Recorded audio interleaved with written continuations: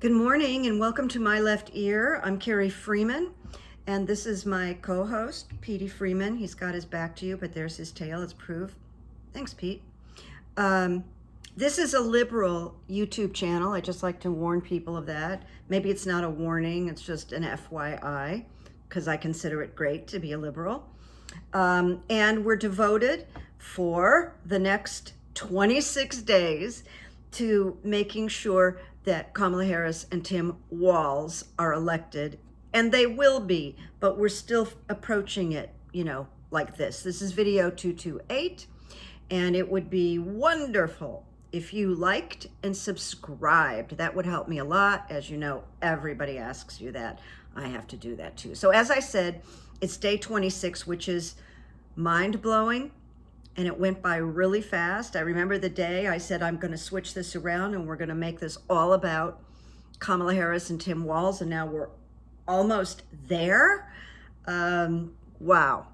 So what's foremost on my mind right now are the people in Florida and that end of the United States that have been affected by Hurricane Helene and now Milton. I don't know who came up with the name Milton, but they did. And I have a woman that I've become really good friends with. We've never met through Twitter, but we've talked on the phone. We've sent gifts to each other. She's a mother and a grandma, and her family's all around her, and she's in Tampa. And they were okay for Helene, but now this Milton, it changed directions. The problem is I don't really know the geography of Florida. Even if I try to Google it or, explore it, it's difficult for me to understand. But it seemed that, and some of you may know, and some of you may be in Florida. My prayers are with you if you're in Florida or Carolinas. It seemed to be heading just directly towards Tampa. And now there seems to be some movement away from Tampa. So yesterday, I just chanted to myself all day long. What did I say? I said, Milton, reduce velocity when you hit land. All day, reduce. I got up early this morning, as I always do, really early, like 5, and I pulled some, and as I've told you before, sometimes the reading one gets with the runes, this is my experience, depends on how you ask the question. So it's very sort of touchy in a way. So early this morning, I had texted her and she gave me a little report. I don't think they're leaving, possibly because of this shift. But they're prepping, and their whole family's prepping, because the family and the grandkids, they live really close to each other in the same neighborhood. So I asked about Hurricane Milton early this morning, and the first rune I pulled, I hated, and I was like, ugh. And then I pulled a few more, and they were all negative. I mean, rarely does that happen. I was just, no. The last one I got was joy reverse. So that really creeped me out. And I didn't go any further. I just kind of calmed myself. I grabbed my famous crystal. And then later on, because I knew I was going to finish this My Left Ear video, like I write, I make an outline before I get on with you. And so I went back and went, no, you know what? I'm going to do this again. I'm going to throw again, and I got a completely different response, which made me very happy. So I'm going to share it with you. The question I did ask was, will Hurricane Milton decrease before landfall? That was about all I could ask, because it is coming. It is going to do some damage. We don't know how much. We watch TV and we get terrified, and so much of the time, and I'm not basing it on this, but I am making a comment or an observation that so much of the time when the hurricanes are percolating out in the ocean, we get reports, that it's going to be a number 5, and then it reduces by the time it hits landfall. I'm not saying it's going to, but this kind of gives me maybe it will. So I got the rune warrior. All of them were upright. I got no reverse. Whereas of like 6 this morning, everything was reversed. It was just amazing to me because it's like I said, it rarely happens to get every rune reversed. But it was like, you know, these runes kind of mystify me because they just sort of know things. They know the energy. So I got warrior, and I'm sipping something here because I just ate. Among many things, warrior is about funding a will through action. And everybody in Florida is going out of their way. You know, they're working really hard. Unattached to the outcome. That's a high-minded phrase. I don't think any of us would be unattached to the outcome, but that's what they should seek, okay? It recommends to let the will of heaven flow through you, which is another challenge. It's like in Stoicism, amor fati, which I did a Patreon show on that phrase. It means love of fate, no matter what happens. And I'll tell you a little interesting story. The night I had that horrific accident, I'm gonna talk about it in a minute. When I hit the pavement, and even my head hit the pavement, I got a concussion. Before I went out, don't ask me how, don't ask me why, amor fati. That was my first response, amor fati, and then I passed out and they carried me off the boulevard. So I really have it ingrained in me. So there's some level of amor fati. It's hard to say that when people are losing their homes and their life savings, and it's incomprehensible, frankly, what these people in Florida. So I don't want to sound insensitive. Embodied in this rune is the energy of discrimination that enables them to cut away the old. And certainly that's happening in a very literal sense with the properties and the landscape, the dead and the extraneous. People will, now here's something that came through when I was reading the rune. People are generally going to come out of this with more clarity. And it might even, I think my camera's a little unsteady. But sometimes when you go through a life-changing experience, or several of them, we do get more clarity. And so people will experience more clarity. And we're talking about life and death, but honestly, it came to me, if they can vote, and there's a question in my mind, will these people in Florida and up the coast who have been severely affected be able to vote? Will they care to vote? You know, we don't know yet. And then finally, this one says, warrior, be aware that the universe always has the first move. So it's a little bit this feeling of turning it over, like they do in a 12-step program. Delve deeply into yourself. Tap your most profound recesses. A lot of people, they do the best, they take the best actions in the worst of times. So perseverance is key.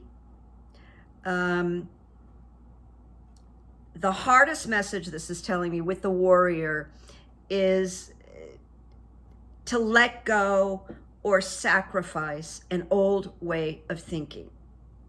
It's really challenging, right? But that may be part of the clarity that I'm talking about. These issues appear to be deep. It's clarity, it's attachment, and that the battle of the spiritual warrior never ceases.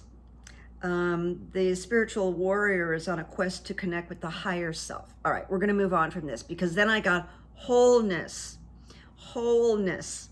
And that's good. That's another good one. After traveling through the entire set of runes, we come to wholeness, that which our nature requires. And we are all craving wholeness. It represents the wholeness to which we all belong and are connected. It represents basking in the glory of the sun's rays. And it's certainly not sunny in Florida and some of those states right now. But it indicates there's a basking in the sun. The sun will come back. The sun will return.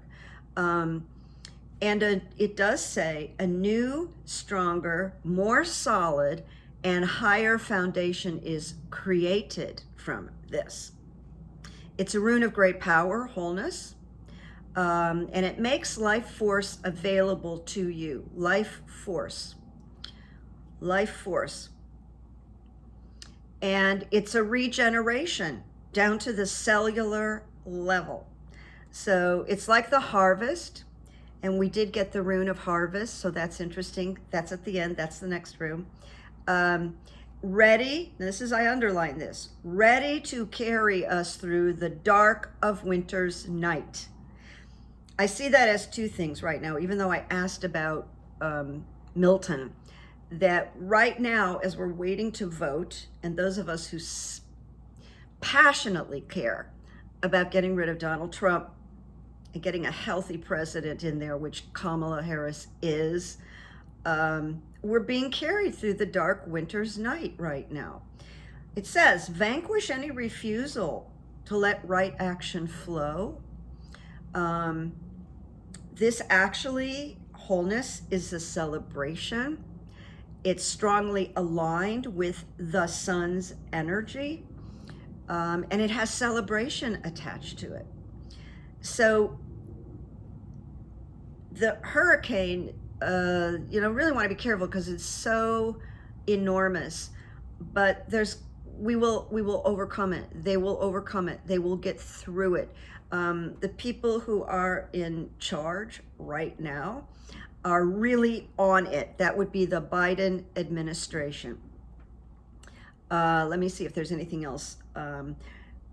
You may see fit, this is interesting, to withdraw or retreat in the face of a pressing situation. And we see massive amounts of people fleeing Florida over the last couple of days and probably into this evening. But it's temporary. They're going to go away and then they're going to come back. But it is saying here to me that this retreat is a retreat in strength. These people are active, they're taking charge, and they're gathering wholeness. And the last one is good. It's harvest. And it's interesting because it says fertile season, 1 year. It's the only rune that says that. And it is a rune of beneficial outcomes. The 1 year to me is the time I believe the time it will take to rebuild what needs to be rebuilt, strengthened, and create anew. And it symbolizes the ever returning cycles of life and fertility. It is the rune of hope, continuous movement. It represents new momentum. It offers encouragement of success, persevere. It's funny, it says there's no way to push the river. Maybe I should change it to there's no way to push the ocean. And it unfolds. So I do want to be careful. I want to say this over and over and over again, but clearly this is going to be damaging, heartbreaking. That's what it looks like to me in my left ear. However, these runes that I just read that are fresh indicate they're going to bounce back from this. And they're going to do it with the help of the whole United States, basically. And President Biden, his team, Kamala Harris, FEMA, and it goes on and on and on. There's a lot of compassion out there right now. So find a mantra. I want to say this. Find a mantra that works for you. Like just what I did was Milton reduces velocity when it hits landfall. That's a really good, because we can't make it go away. I don't think it's realistic to say Milton stops. I don't think it's going to stop. But it can reduce velocity, and it does a lot. So let's just kind of chant that, and maybe the feeling of protecting people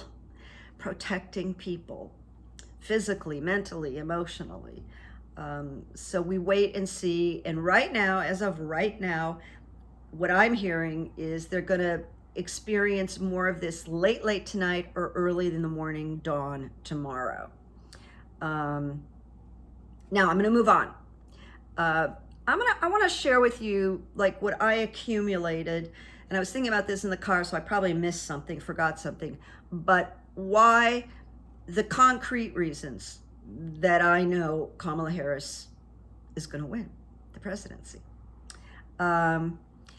Her massive fundraising, and I say massive.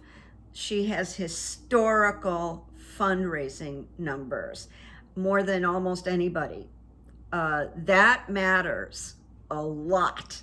It's an indication, especially when she does an event in New York and 125 million comes in overnight.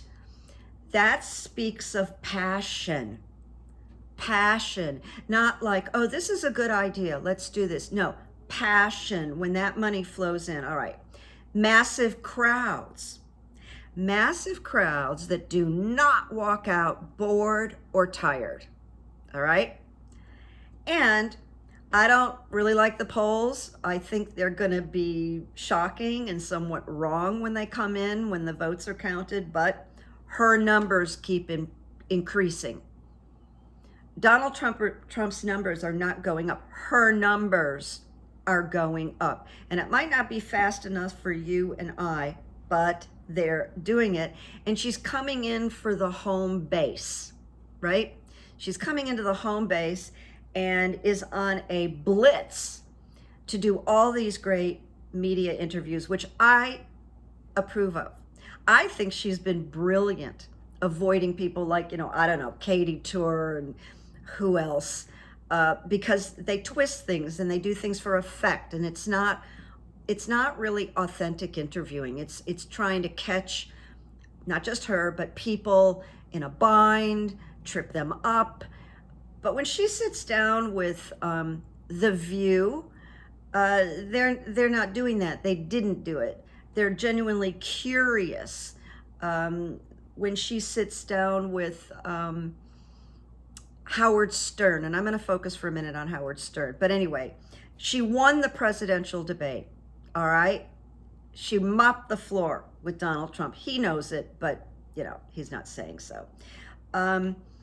There is a huge spike in registration, and there wouldn't be a spike in registration for a tired, old, senile grandpa. It's for her. And it was spurned by many people, but definitely Taylor Swift, who's got a lot of influence, massive influence. So registration, boom, boom, boom, boom, boom. All right. There's a spike in early voters.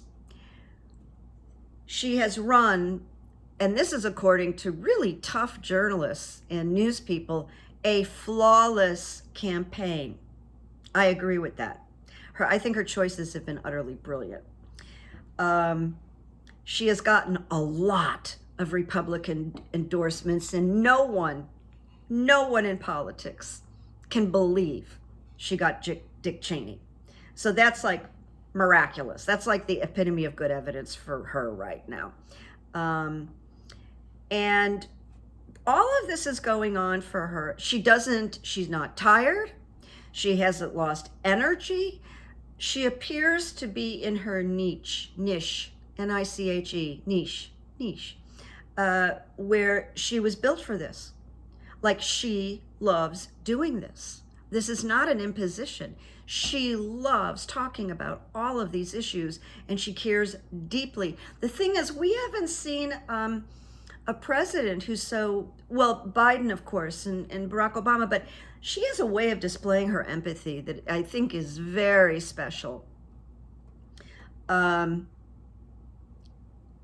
She herself carries an energy that's very sincere, and the energy is hope, it's positive, it's prepared. So it's a different kind of message. And all of this is going on while Donald Trump his brain is falling apart. It's breaking up into a million little different pieces, and you can almost see it on a daily basis. He's alienating. He's now he's all for Project 2025, and he's making huge mistakes. He's told horrendous lies about the hurricane, and they're all political. They're all designed to turn people away from voting Democrat, and they're huge, enormous, giant elephant lies. So I said that about the media. And then also, I keep going back to, and it sounds like I'm tooting my own horn, and okay, what if I am? That 6 years ago, I had this vision that she was going to be president. I didn't know when, and I didn't know how. And when she became vice president, I was very confused. Like, how can I be wrong? But then I thought, well, you know, maybe Joe Biden has an incident and she has to step in. But that wasn't how I was feeling. And then it all kind of, I went, oh, okay, all right, I get it. So I do not believe that I had that vision 6 years ago for no reason. I have to trust that because it was so bizarre, frankly. All right, so now I'm going to move on to Howard Stern.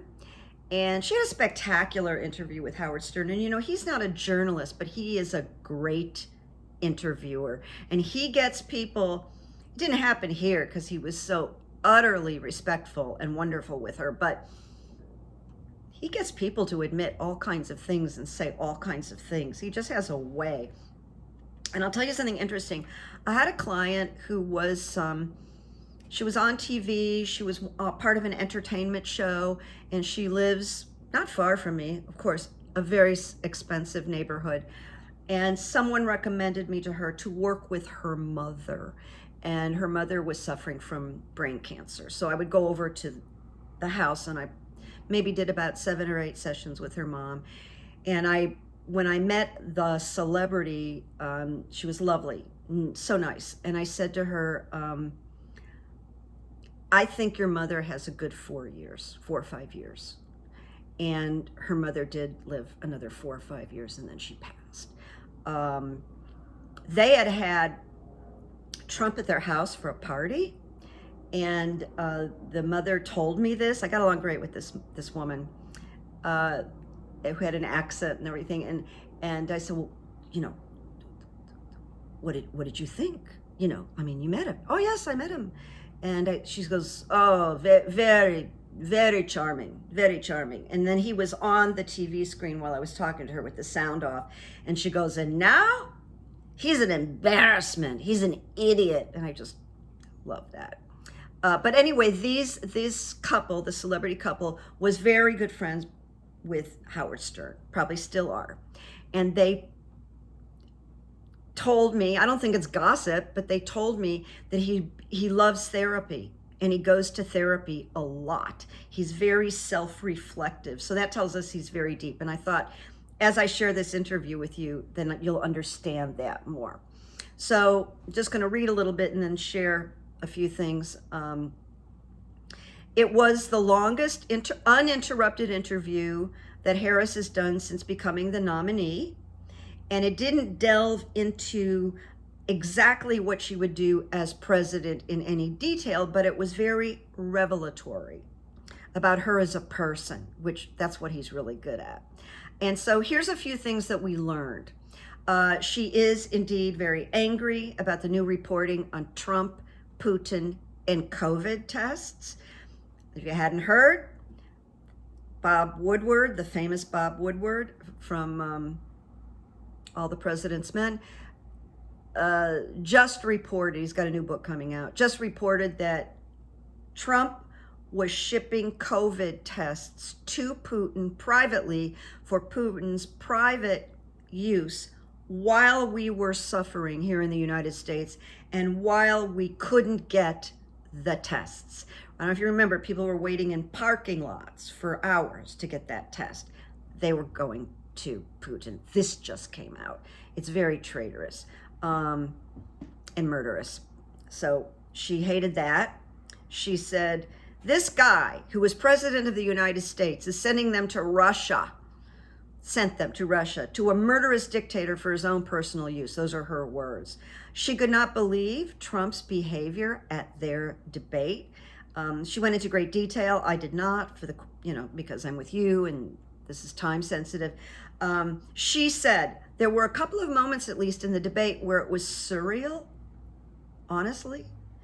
This was a very serious moment to earn the votes of the American people, and he was talking about things that were factually untrue and ridiculous, like people eating cats and dogs. Moving on, she's proud of putting people in jail. She's proud of it. She was good at it, and she'll continue to be good at it. And she will replace, this is me, she will replace Merrick Garland if he doesn't write her a letter and resign first.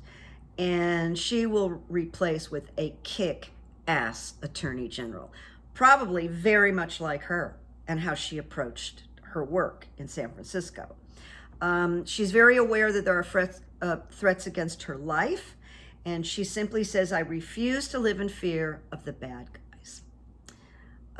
She thinks Trump is getting punked by the dictators. Of course he is. He's the only one that doesn't know it. And she admitted that she's simpatico with President Joe Biden on foreign policy, especially when it comes to backing Ukraine against Russian invasion. She will not reveal her cabinet choices unless and until she wins. And she said to Howard Stern, Howard, I gotta win. I gotta win.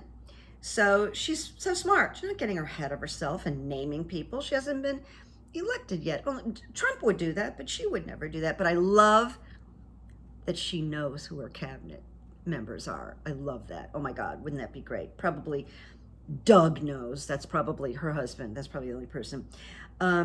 So she admitted, this is very sweet, she told Howard Stern that talking to him was a form of therapy.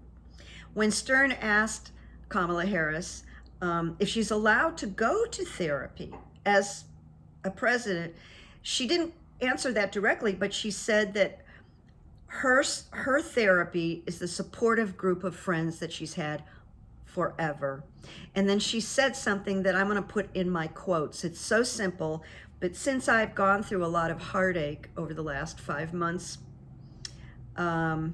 she said, choose not to have mean people in your life. That really pinged me. So then we're almost done with this one, but I keep thinking you're going to find it interesting. Howard shifted focus to her personal life, and Kamala shared that she works out every morning, because I wondered that. She moves fast. She's good. She's in good shape. When does she have time? She probably gets up, before dawn and gets on her machine. And she loves Special K cereal, and she loves Raisin Bran. So do I. And she admitted with vulnerability that she misses her mother every day. She just came out with a proposal to add home care for the elderly in Medicare because she took care of her mother personally when her mother had cancer. I found out that Howard Stern has over 20 million listeners. Yeah, that's a lot of listeners, and they love him. And then he said something much longer, but when I went to look for it so I could give you the exact words, I couldn't quite find it. So this is the best I could do. He said at some point, and yes, I am voting for you. But I would also vote for that wall over there rather than a guy who says he doesn't support Ukraine. And then he just postured, why do my fellow Americans want this kind of chaos? I worked for a company that talked to, because it's all been entertainment in my life, that they did production, we did the comic relief benefit and so many other things. But they went to have a meeting with Howard Stern when he was in his days of being outrageous and offensive. And they came back from the dinner and they raved about him. And this was when he was saying really, pornographic things and stuff. They said, first of all, he's nothing like he's on TV. He's like very quiet. He's very classy, not loud, not abrasive. They said what struck them was he was so intelligent and really nice. So I have this little bits of information about Howard Stern, and now he's, his style has changed, and he's not doing that insane pornographic stuff anymore. And I really like him now. I think he's just smart as heck. I think he influenced a lot of people. I think that was a great interview. I want to mention Michael STEELE, who's on the weekend shows every Saturday and Sunday, and he's interviewed, and he stands in for Nicole, and Michael STEELE, and he's a former GOP. He was calling the GOP response to the hurricanes stupid, and he used the word stupid a number of times. Stupid that DeSantis won't take Kamala's calls, ignoring her. But I came in and I said, Michael, it's not just stupid. Stupid isn't enough. It's sociopathy on a vast scale, because it's a whole bunch of people that don't care. They care about winning. They're not caring about the people. They're caring about their future. So the GOP, has caught the contagion that I've talked about, and I talked about on Patreon. And this is part of the contagion, that they're just not having feelings, about people. So this is like, the GOP is like a bunch of personality disorders on steroids. There's no empathy, there's no common sense. It's desperate and it's unbelievable. And they are demonstrating the worst of humankind. What happened? Suggestibility to Donald Trump happened, and that line from Chorus Line, I think I probably saw Chorus Line 4 times, and this girl is singing, "Oh God, please, I need this job, I really need this job," and they're talking about an audition. But that's how I see the GOP is like, "Oh God, I need this job." Go get another job. Most of you are attorneys. Go get another job. Really, that's my solution. And then I came upon a phrase that's being used. It's kind of caught on. It's being used a lot. I first heard it from Molly Jean Fast, who's this great pundit, writer for Vanity Fair and all kinds of things, and traveling the country with Rick Wilson. She said that the combination of Kamala Harris and Liz Cheney together, and being on the stage together in link, gives undecided GOP permission structure. And I went, oh, that really catches my attention. Permission structure, meaning if Liz Cheney and her father and others, and some people are risking their careers. There's a mayor in Arizona that's just fantastic, who said, I don't care, I'm not voting for Donald Trump, and he's GOP, and he spoke at the DNC. They may change their being locked in, because Cheney and Dick Cheney and all these other, and Adam Kinzinger, who left Congress, are giving people a permission structure. Okay, I can go vote for this ticket this year. So somebody said that permission structure breaks through reasoning, meaning it breaks through any argument I could make to someone to convince them.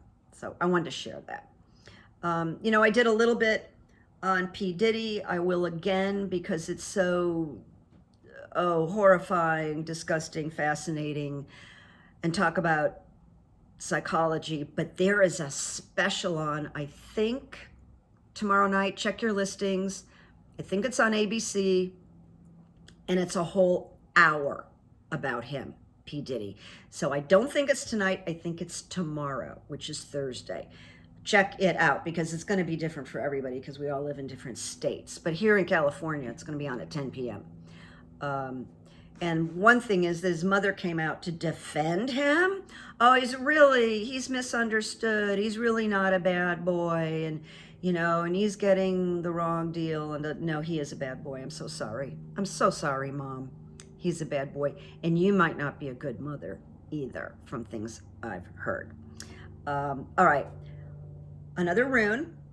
Jack Smith is getting ready to open up that 165-page, evidentiary indictment with detail and witnesses about January 6th in Judge Chutkan's court. And so I asked the runes, and I only picked one rune. I picked the first rune. I went, okay, I don't need to go any further. You know how that goes sometimes with me. So I asked the outcome of the January 6th hearing with the evidence, and I got the rune of opening, opening, opening. And it's the rune of renewed clarity, dispelling any darkness that may be shrouding our lives. It says you are free to receive gifts. You and I, the gift of him being guilty. It's important to this rune opening to make sure that nothing is left hidden in dark corners. That's why I didn't pull any more runes, because this one just says it all. It says the fires of passion are sure to burn strong when this rune appears. And it is also called the rune of mourning activities, not mourning like grief mourning, but mourning activities, requiring seriousness, clear intent, and concentration, all of which are essential at the beginning of any endeavor. And finally, it says the more light you have, the better you can decide what is outmoded and trivial. Understanding is now available to us. So this thing with Judge Chutkan, it could be the nail. It really could be. It could be that final thing when people start hearing some of the unbelievable things that went on. And now we're at the end. So this is a quote. It's not like a smooth beginning, middle, end quote, but I was listening to Obama talk, and I don't know where he was talking, but he was talking about our society and what we value now. And he was talking about, what are these likes? What are people doing living for likes? We chase likes. And then he says, in fact, we chase all manner of approval from strangers on our phones. And we do. I'm not exempt. We do. But I'm going to add to this. We're chasing dopamine. We're chasing a chemical, dopamine, that gives us a hit. And a lot of experts think that this is part of the addiction to the internet. They're looking for likes, they're looking for compliments, they're looking for retweets,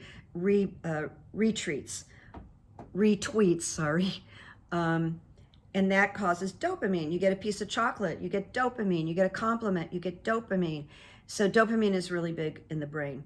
And now I'm going to go to some good evidence. I read something, I didn't write it down, it's not even written down here, but I read about a woman who had a lung transplant, and she and the donor's brother fell in love. Where can you write something like that? So the woman has her new boyfriend or lover or fiance has the brother's lung. Amazing. All right. I wasn't planning on telling you, but it's incredibly beautiful story. Good evidence. So I had a coincidence. And, in the book I've rewritten on good evidence, talks about synchronicity and coincidence being a whole part of good evidence. And what it is a man that I met well over a year ago through a series of coincidences, because he lives in Michigan, passing through a restaurant, said hello to my neighbor, blah, blah, blah. And she introduced me to a couple, and I went and had breakfast with a friend. And later on, she calls me and she goes, that man I was sitting with and his wife, he made a movie with Carl Reiner, and he became best friends with Carl Reiner, and he's a director and a writer and blah, blah, blah. And I said, oh, you know, her dad was a comic, meaning me, and she wrote a book, meaning the comic's daughter. And he said, I want to read that book. Send me that book. So I gave her a book to send to him. And then he wrote a note to her saying, I'm blown away. This is one of the best books I've ever read. She is, meaning talking about me, she is so funny. So we ended up talking on the phone, and we became really good friends. And we talked on the phone a lot. We emailed a lot. He gave me advice and talked about some ideas, just clicked. So I had my accident, and I was out of touch. As you know, I was out of touch with you. I didn't follow up with people. I didn't email people. And he didn't even know what happened to me. I had no desire. Do you know what just happened to me? I had no desire to do that. So, and then I didn't hear from him. So we didn't talk for, I think, over a year. And in the meantime, when I started to feel better from the accident, I wrote a treatment for a comedy, an idea I think I mentioned to you. And I thought, before I want to turn this in, I want to run it by him. And we had even talked, because he's in all the unions, the directors union, the writers union, that if his name was on this project, which I had run by him and he loved it, he loved the idea, it would open the doors for us better, because people would say, well, I really love it, but she doesn't have any TV credits. So it was important for me. I really want David to see what I've done with this. And I thought, well, it's not been proofread, but it's pretty clean. And I like what's in here. He already thinks highly of me. I'm just going to send it to him. He'll understand. That's how much I trust him. So I emailed it to him, and I said, Shock, I'm coming out of my cave, and I hope you're okay. We haven't talked in ages. And the next day, I got an email from him that said, Carrie, my wife and I just arrived in California, and I was going to pick up the phone and call you. And I opened my email, and I found you.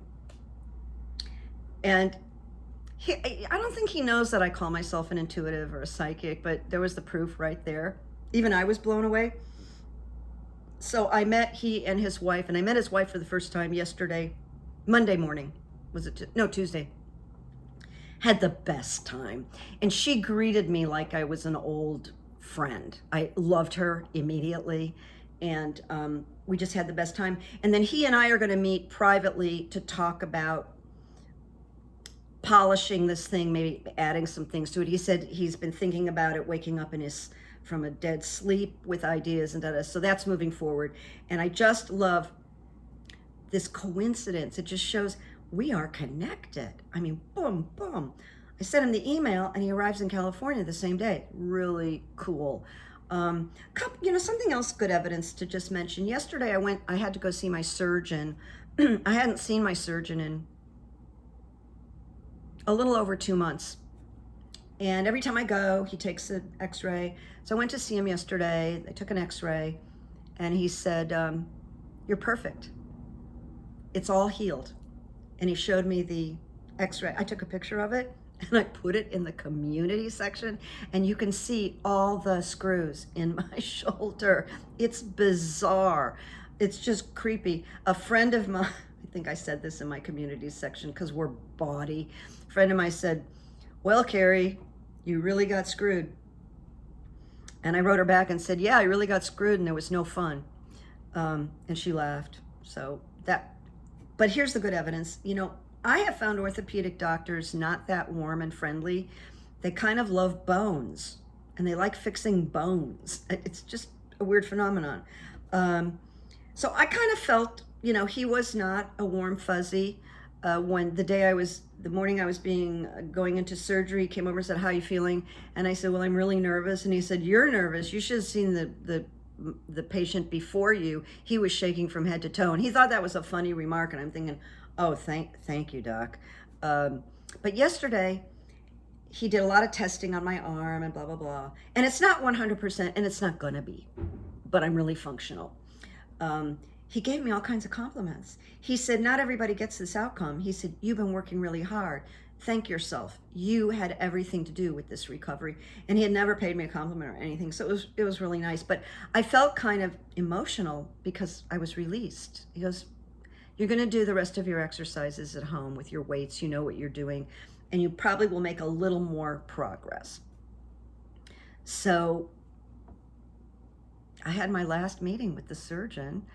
And you'll have to tell me what you think. You know, I have pictures of the injury, but I thought, I don't know if you want to show that on your community page. It's pretty graphic. So I decided not to. But the x-ray is not, you know, it's just an x-ray, and it's just interesting to see. It's like, that's me. I've got all that metal, but it's these screws. You can see them, these screws. It's amazing what they do with medicine. Anyway, that was good evidence. So I did it longer today. Hope I didn't bore you. I felt like I was overdue.